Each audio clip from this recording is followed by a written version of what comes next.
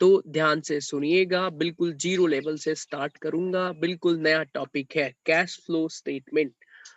इस चैप्टर के बारे में, क्योंकि आपको कॉमर्स में ये आगे भी पढ़ने को मिलेगा, और जो 12वीं में पढ़ते हैं जनरली वो बेस मतलब जो होता है वो फ्यूचर में भी आपको दिमाग में रहेगा।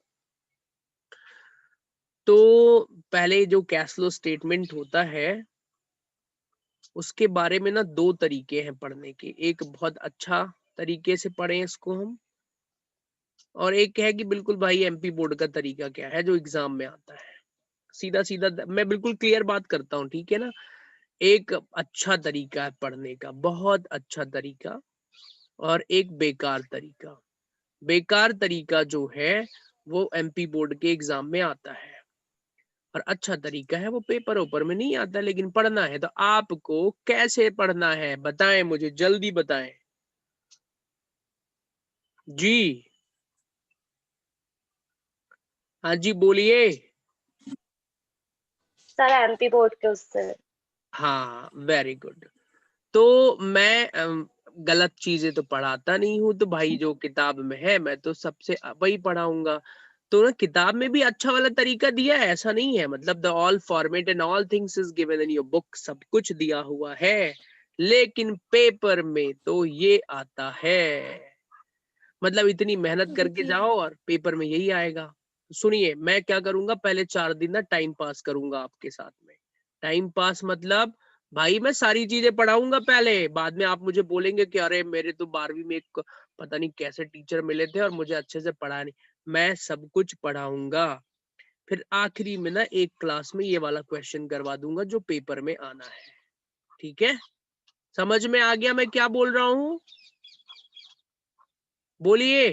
सर पेपर में सर थ्योरी आती है ना इसकी? थ्योरी नहीं आएगी, इसमें क्वेश्चन आता है। अरे मुझे मालूम है कौन सा क्वेश्चन आएगा, जो मैं बोलूंगा वही आएगा। सबसे बेकार घटिया चीज है वो, मतलब बहुत ही इजी आता है क्वेश्चन में कुल मिला के ऐसा। Right, but I will teach you the cash flow statement completely. मैं पहले पढ़ाऊंगा, सब कुछ पढ़ाऊंगा, देन आफ्टर हम ये एग्जाम वाली ये चीजें पढ़ लेंगे। ये तो फिर बहुत आसान है। तो आप अभी फिर से मैं बोलूंगा किसी किताब सर उताब के। कितने मार्क्स का आता है? जी, 4 मार्क्स का एक क्वेश्चन 100% आना है। और प्लीज ध्यान से सुनिएगा, इस चैप्टर से 4 नहीं 5 मार्क्स, सॉरी 5 मार्क्स। और यह हमारी बुक का आखिरी चैप्टर है। इस चैप्टर से एक थ्योरी तो 100% आती है, पेपर में आएगी। ठीक है, और इस बार वो कौन सी थ्योरी होगी मालूम है क्या? Difference between cash flow end fund flow. 100% paper में यही आएगा। फिर आप कहेंगे कि सर पेपर में जब 100% यही आएगा तो आप ये फालतू के 4 दिन टाइम पास क्यों करोगे? देखिए मुझे पूरा कोर्स भी पढ़ाना है, एग्जाम के अलावा भी आपको नॉलेज होना चाहिए। और मेरा फेवरेट चैप्टर है कैश फ्लो। मुझे पढ़ाने में बड़ा अच्छा लगता है, मुझे पढ़ाना है, ठीक है ना। तो आपको पढ़ना पड़ेगा। फिर एग्जाम में तो भाई मुझे मालूम है कि आना तो यही है। बच्चे पूरा पढ़कर जाएंगे, पेपर में तो ये थ्योरी ही लिखना है, कैश फ्लो फंड फ्लो का डिफरेंस 5 नंबर का। फिर भी मैं इसलिए पढ़ाऊंगा कि आप में से कोई बच्चा फ्यूचर में कोई अच्छे पढ़ाई करे सीए सीएस की, तो उसका बेस 12th से ही क्लियर होना चाहिए। ठीक है, मैंने इसलिए इसको पहले ही स्टार्टिंग में बता दिया है आपको। क्लियर है? Now move to the main points. अब हम बिल्कुल चैप्टर के अंदर घुस रहे हैं धीरे धीरे, तो ध्यान से सुनिएगा। कैश फ्लो स्टेटमेंट क्या होता है? कैश फ्लो स्टेटमेंट हिंदी में इसको क्या बोलते हैं? रोकड़। कैश मतलब रोकड़, फ्लो मतलब हिंदी में प्रवाह बोलते हैं, स्टेटमेंट मतलब विवरण। तो ध्यान से सुनिएगा, कैश फ्लो का मतलब क्या होता है? हमारा जो भी बिजनेस है, ठीक है, बिजनेस कैन बी एनीथिंग, कुछ भी हो सकता है। तो हमारा जो भी बिजनेस है उसमें कहां कहां से पैसे आ रहे हैं और कहां कहां पैसे जा रहे हैं। Incoming and outgoing of money, पैसे कितने आए कितने गए। ये सब जानने के लिए ही बनाया जाता है कैश फ्लो स्टेटमेंट। आप कहेंगे सर कैश बुक भी तो बनाते हैं सर, और कैश बुक में भी तो रिसिप्ट एंड मतलब वो डेबिट और क्रेडिट रिसिप्ट और पेमेंट ही होता है एक तरीके का, कितना पैसा आया कितना गया, वहां से भी तो पता चल सकता है ना सर। मैं बोलूंगा वेरी गुड, आप बिल्कुल सही बोल रहे हैं, कैश बुक से भी पता चल सकता है। लेकिन कैश बुक में प्रॉब्लम ये है कि उसमें ना बहुत सारे ट्रांजेक्शन लिखे रहते हैं।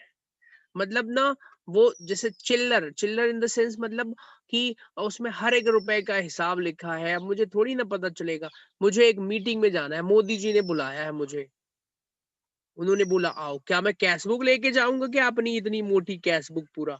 उन्होंने पूछा बताओ what is your cash flow, तो भाई मैं उनको बता दूंगा सर मेरे बिजनेस में ना 1500 करोड़ रुपए आते हैं। उन्होंने कहा कहाँ कहाँ से आते हैं, तो क्या मैं पूरे 1500 लोगों के नाम लेके जाऊंगा क्या? मैं बोल दूंगा सर देखिए, मेरी जो फाइनेंशियल एक्टिविटीज है सर उससे मुझे 500 करोड़ रुपए मिलता है। मेरी जो इन्वेस्टिंग एक्टिविटीज है सर उससे मुझे 900 करोड़ रुपए मिलता है। और फाइनेंसिंग और ऑपरेटिंग एक्टिविटीज जो है मेरी सर उससे मुझे 100 करोड़ रुपए मिलता है। बस मोदी जी समझ गए, वेरी गुड, 1500 करोड़ रुपए आप टोटल कमाते हो। मैंने ना, सुनिए ध्यान से, मैंने टोटल पैसे जो मेरे बिजनेस में थे, इनफ्लो आउटफ्लो सबकी बात बता रहा हूं मैं, उसको ना 3 एक्टिविटीज में बांट दिया मैंने। मैं कौन हूं? मैं कंपनी हूं, मैं बिजनेस हूं, मैं एक सीएफओ हूं। सीएफओ आप कहेंगे सर ये कैश फ्लो ऑफिसर, नहीं नहीं नहीं नहीं, सीएफओ मतलब चीफ फाइनेंशियल ऑफिसर होता है, जस्ट लाइक सीए। तो कंपनियां या बिजनेस जो अपनी उनकी इनकम होती है उसको 3 गतिविधियों में बांट देते हैं, जिसे इंग्लिश में एक्टिविटीज कहते हैं। ठीक है, सबसे पहली एक्टिविटीज होती है ऑपरेटिंग एक्टिविटीज। ध्यान से सुनते जाइए, आप तो अगर सोना चाहें तो आराम से सो भी सकते हैं, क्योंकि जब कभी नॉलेज की बातें होती हैं तो 90% स्टूडेंट्स को नींद आ जाती है। ऑपरेटिंग एक्टिविटीज हिंदी में इसको ना परिचालन कहते हैं। आप हिंदी में समझ में ही नहीं आएगा भैया, इसलिए अंग्रेजी में ही समझो। ऑपरेटिंग एक्टिविटीज, ऑपरेशन मतलब बिजनेस को चलाना, रन करना। तो व्यापार को, बिजनेस को चलाने, रन करने की जो मुख्य काम करने से जो पैसा आता है उसको हम ऑपरेटिंग एक्टिविटीज कहते हैं। क्लियर हो गया? फिर दूसरी एक्टिविटीज कौन सी होती है? Investing activities. इन्वेस्टिंग एक्टिविटीज ये कॉपी में लिख लीजिएगा चाहे तो, नहीं लिखेंगे तो वीडियो मिल जाएगा। और तीस इन्वेस्टिंग मतलब भाई बिजनेस में बहुत सारे पैसे रखे रहते हैं, उसको हम कहीं ना कहीं इन्वेस्ट करते रहते हैं, उससे भी तो कोई पैसा मिलेगा ना। मान लीजिए मैं मालिक हूँ जियो कंपनी का, ओके, मेरे पास खाते में 1500 करोड़ रुपए रखे हुए हैं, तो क्या मैं अचार डालूंगा क्या 1500 करोड़ का? नहीं, मैं इसको कहीं इन्वेस्ट कर दूंगा 10% के प्रॉफिट पर, तो हर साल मुझे 150 करोड़ रुपीस का बेनिफिट होगा ना भाई। तो वो मेरी इन्वेस्टिंग एक्टिविटीज की इनकम मानी जाएगी। क्लियर हो गया? ओके, चलिए आगे देखिए, अगली एक्टिविटीज का नाम क्या है? आपको ऐसे ही बनाना है। वैसे ना आप चाहें तो सेम ऐसी डिजाइन एग्जाम में भी बना सकते हैं, लेकिन मुझे अच्छे से डिजाइनिंग करना नहीं आता है। थर्ड जो लास्ट एक्टिविटीज होती है दैट इज फाइनेंसिंग। आप कहेंगे सर ये फाइनेंसिंग एक्टिविटीज क्या है सर, प्लीज समझा दीजिए मुझे। भाई फाइनेंसिंग एक्टिविटीज का मतलब होता है कि मान लीजिए जो बिजनेसमैन है उसने कोई शेयर वगैरह किसी दूसरी कंपनी के परचेस करे हैं, या किसी कंपनी के कोई डिबेंचर्स परचेस कर लिए हैं, या किसी को कोई लोन वगैरह दिया हुआ है, उस पर भी प्रॉफिट जो भी हो रहा है उससे आपकी एक इनकम बनती है ना, तो वो फाइनेंसिंग एक्टिविटीज हो गई। सुनिए, क्या आपको समझ में आ रहा है कि मैं क्या पढ़ा रहा हूँ? कॉमर्स पढ़ा रहा हूँ मैं, कक्षा 12वीं। और कक्षा 12वीं में मैं क्या पढ़ा रहा हूँ आपको? कैश फ्लो स्टेटमेंट पढ़ा रहा हूँ। ठीक है, कैश फ्लो स्टेटमेंट का बेसिक पढ़ा रहा हूँ।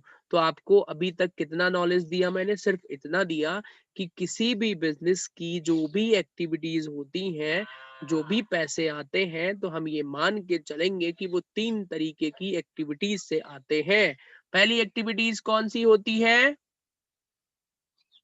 अरे बोलना भी है। Operating operating operating activities. Activity, दूसरी कौन सी होती है?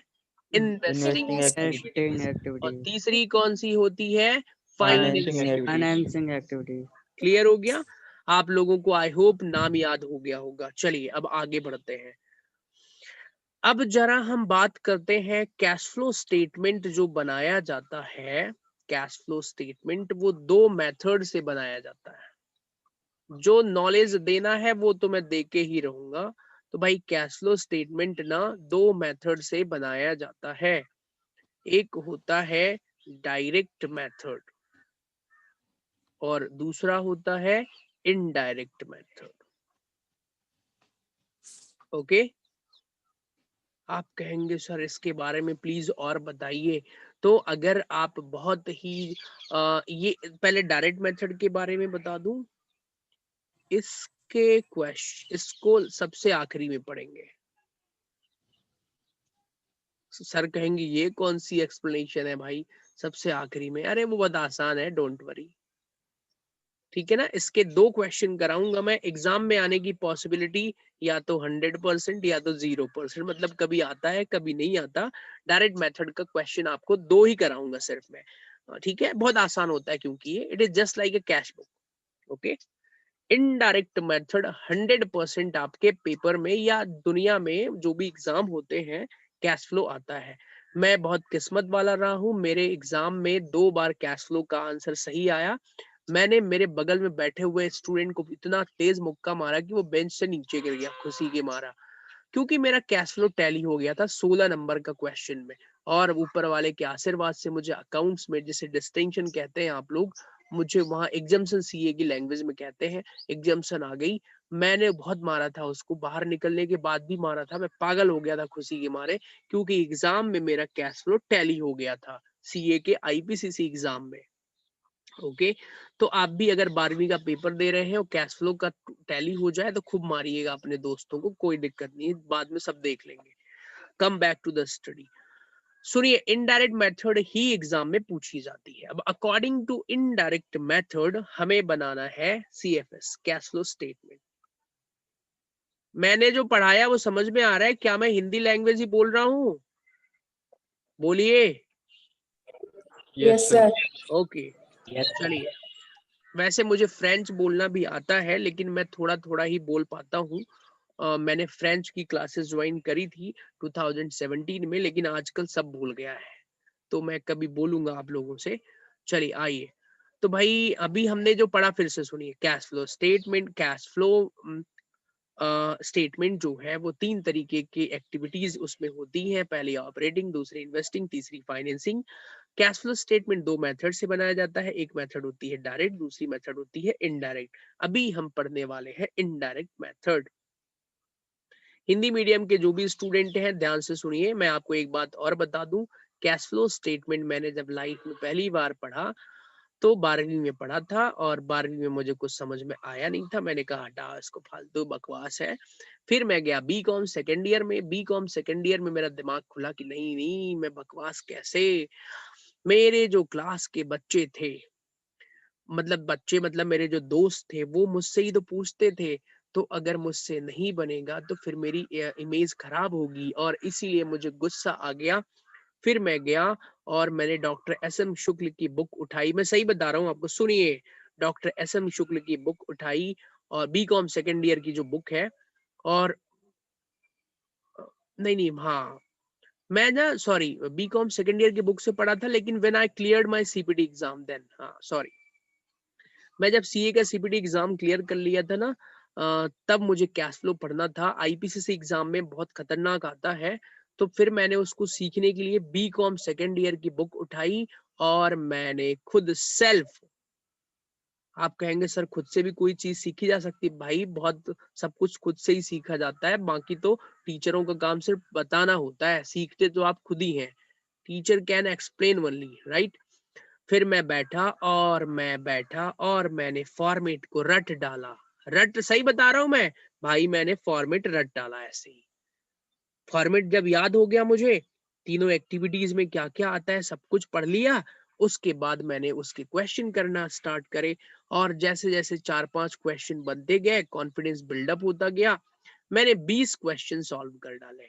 उसके बाद फिर मैं गया और आईपीसी की जो बुक आती है, सीए आईपीसीसी जो एग्जाम होता है, उसकी मेरे पास बड़ी खतरनाक बुक थी, वो टीएस ग्रेवाल वहां पर भी चलते हैं, और ओ माय गॉड राइटर का नाम ही भूल गया अब तो उन बुकों के क्वेश्चंस करे और कॉन्फिडेंस बिल्डअप हो गया और मैं बन गया कैश फ्लो स्टेटमेंट का एक्सपर्ट। ओके, चलिए, तो मैंने जैसे पढ़ा था वैसे आपको पढ़ाता हूं मैं। आइए, फॉर्मेट अब आपको सीखना है। आप कहेंगे सर ये इंग्लिश में ही होगा क्या जो, तो भाई फॉर्मेट वगैरह तो सब इंग्लिश में ही होते हैं ना, यू नीड टू लर्न। आप कहेंगे सर क्या एमपी बोर्ड के एग्जाम में ये फॉर्मेट आता है? भाई अभी सीखिए, एग्जाम से अभी कोई मतलब नहीं है। पेपर वाले दिन फोन कर लीजिएगा, मैं क्वेश्चन दे दूंगा आपको, ठीक है ना। कम एंड लर्न फॉर्मेट, ऊपर बढ़िया अच्छे से लिखिए कैश फ्लो स्टेटमेंट। ध्यान से सुनिए, मैं जो पढ़ा रहा हूँ ना, मैं वो अब उसी तरीके से पढ़ना है आपको, मैं बड़ी मेहनत से पढ़ा रहा हूँ ये, ठीक है ना। और मेरा फेवरेट चैप्टर है, इसीलिए तो मुझे बहुत मन हो रहा था इसको पढ़ाने का। आइए, तो कैश फ्लो स्टेटमेंट में ये हो जाएगा पर्टिकुलर्स। बहुत दिनों बाद पढ़ा रहा हूँ मैं शायद ये, और ऐसे की बैलेंस शीट वाली कॉलम बनाना है भाई ये, और 2 कॉलम बनाए, हाँ 2 कॉलम बना लेते हैं। सुनिए, ये एक notes notes notes to accounts, ये नोट्स टू अकाउंट्स का कॉलम है। अरे कुछ नहीं लिखना भाई, ब्लैंक भी छोड़ना है, और ये अमाउंट और ये भी अमाउंट। अब आप ना ऐसे बढ़िया, अगर आप एग्जाम में कलरफुल तो यूज नहीं कर सकते हैं, तो यहां पर लिखिएगा ए, मतलब पहली वाली एक्टिविटीज कौन सी, cash flow from operating activities. ध्यान से सुनिएगा सभी लोग, अगर आपको सीखना है तो इसको अच्छे से पढ़िए, और नहीं सीखना है ना तो भाई आखिरी में मिलिएगा, आपका कोर्स खत्म हो गया है, एग्जाम में थ्योरी आएगी इसकी 5 नंबर की, वो बता दूंगा मैं, ठीक है। Okay, cash flow from, numerical नहीं आएगा सर? न्यूमेरिकल भी आएगा, लेकिन मैं तो पूरा सिखाऊंगा, देखिए इट्स माय ड्यूटी। ऐसे मैं बढ़िया स्मार्टनेस से पेंसिल से एक लाइन भी खींच दूंगा। This is the heading, okay now. अब ये किताबों में ना बड़ा खतरनाक तरीके का फॉर्मेट दिया है, तो जिस बच्चे को सीखना है प्लीज मेरे तरीके से सीखिएगा, मैं इसमें फुल एक्सपर्ट हूं और आपको भी अच्छे से सिखाऊंगा। ओके नाउ, तो cash flow from operating activities. अभी ना मुझे बुक की जरूरत पड़ेगी, मेरे पास बुक है नहीं, सही बता रहा हूँ। अब मैं क्या करूं, मुझे फॉर्मेट याद नहीं है, अब मैं क्या करूं, आइए देखते हैं। सबसे पहले यहां लिखेंगे नेट प्रॉफिट। प्लीज बातें कोई ना करें, यहाँ अंदर ही अमाउंट ना इस पे लिखेंगे सारे अमाउंट, फिर इसमें ऐड कर देंगे नॉन ऑपरेटिंग एक्सपेंसेस। जैसे मैं लिख रहा हूँ सेम यही लैंग्वेज लिखना है, non operating expenses and losses. आप कहेंगे सर ये हमको सिखाइए क्या होते हैं, भाई सिखा दूंगा, पहले फॉर्मेट तो लिख लीजिए। फिर ना ऐसे मान लीजिए 3-4 आइटम हो गए ये, टक टक टक टक, फिर इसमें लेस कर देंगे non-operating expenses and not non-operating profits. Yes.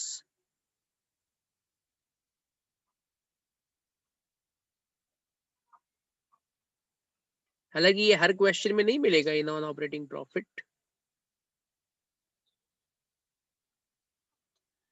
मैं इसको हटा देता हूँ, थोड़ा तो आपके ऊपर अच्छा कुछ करूं।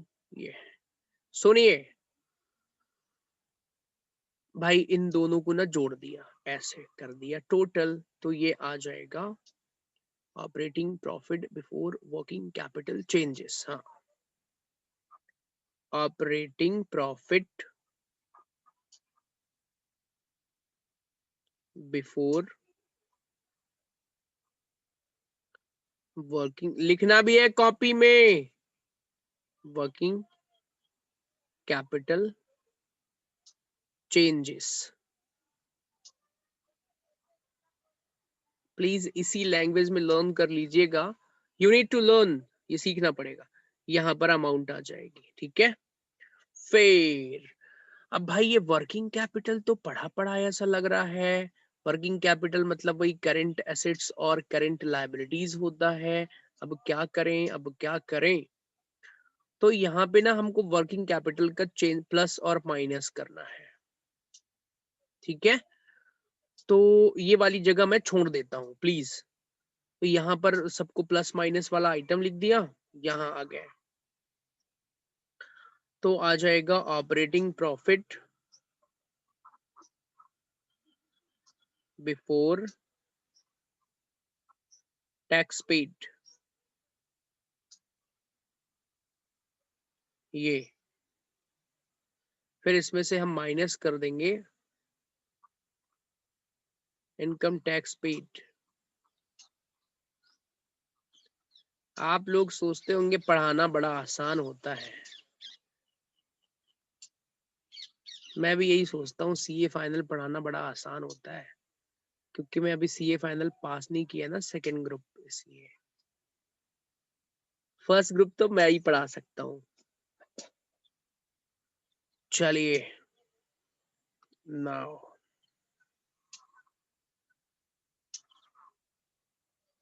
तो भाई operating profit before tax paid या income tax paid, now income tax घटा देंगे, तो this is cash flow from operating activities.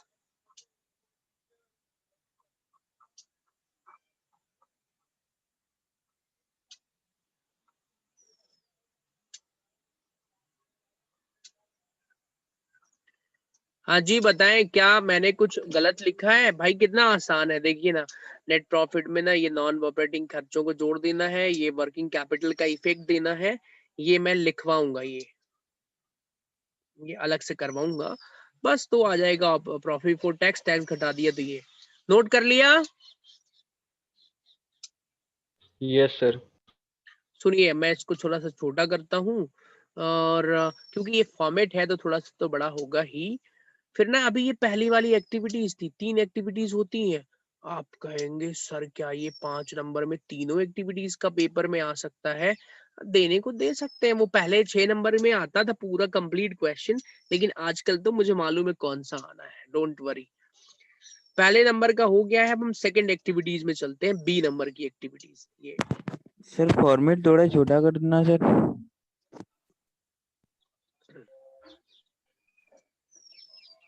मैं कंप्लीट दिखा दूंगा, एक बार मैं बना दूं पहले, है ना। बी एक्टिविटीज कौन सी है?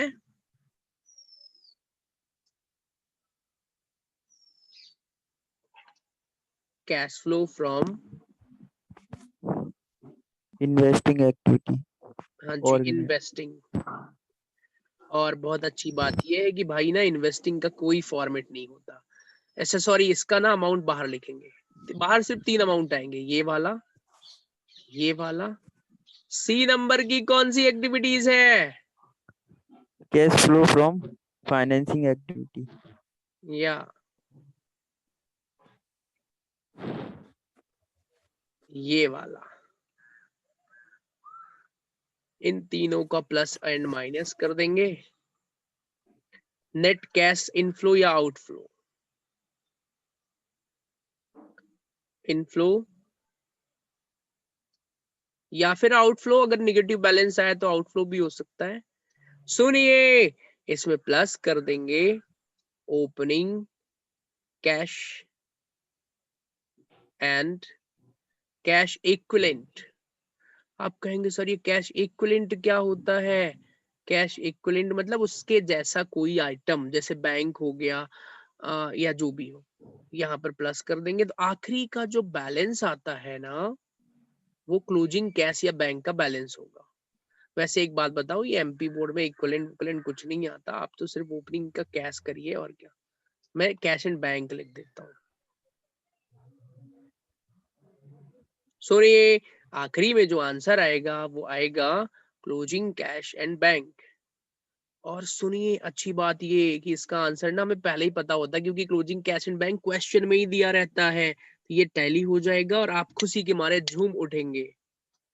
तो ओवरऑल मैं एक बात बताता हूँ, फॉर्मेट लर्न कर लिया, लिख लिया? सुनिए, इसका मतलब ये आप कहेंगे कि सर ना सिर्फ ऑपरेटिंग एक्टिविटीज ही टफ होता है। आप कहेंगे कि सर लगता है सिर्फ ऑपरेटिंग एक्टिविटीज ही टफ है, बाकी दूसरी एक्टिविटीज तो बड़ी आसान लगी हैं। हाँ जी, तो बिल्कुल आप सही बोल रहे हैं ना, ऑपरेटिंग टफ तो कुछ नहीं है, ऑपरेटिंग एक्टिविटीज ही मेन है। तो आपको अब सुनिए, सीखेंगे कैसे आप, आपको सबसे ज्यादा फोकस करना है ऑपरेटिंग एक्टिविटीज पर, ठीक है? अब मुझे आप लोग एक बात बताएं, आप लोग क्या बुक के सारे क्वेश्चन करना चाहते हैं?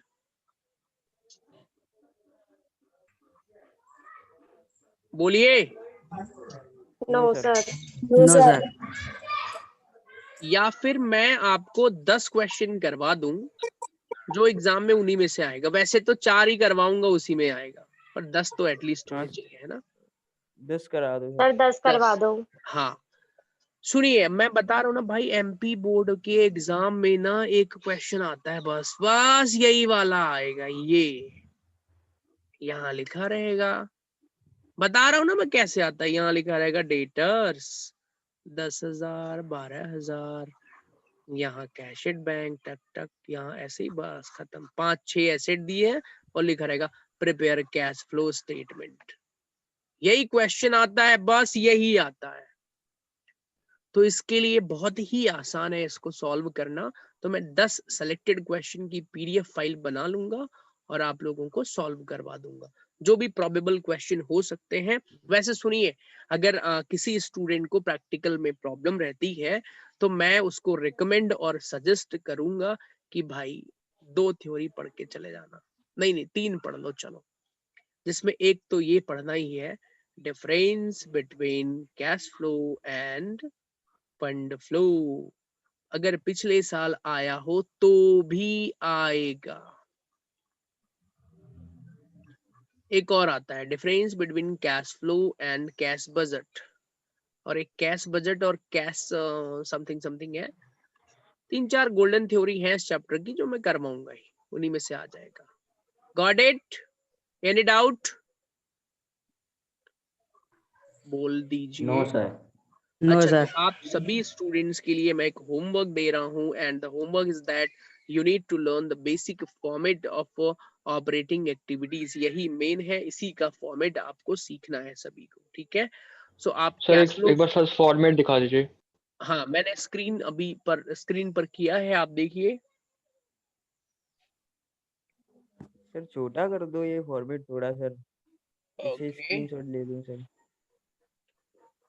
नहीं कंप्लीट तो एक ही स्क्रीनशॉट में नहीं आ पाएगा, रुकिए पहले ना आप सिर्फ ऑपरेटिंग का ले लीजिए। अच्छा ले लीजिए आप, तो फिर जूम इन कर सकते हैं। वेट करिए, मैं और अच्छी जगह पे ला रहा हूँ इसको।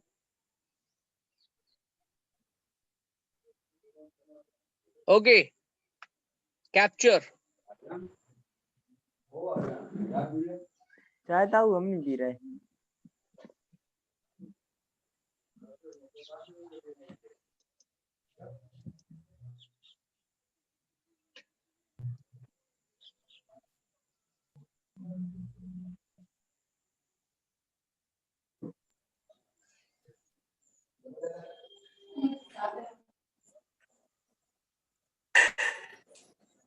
ओके,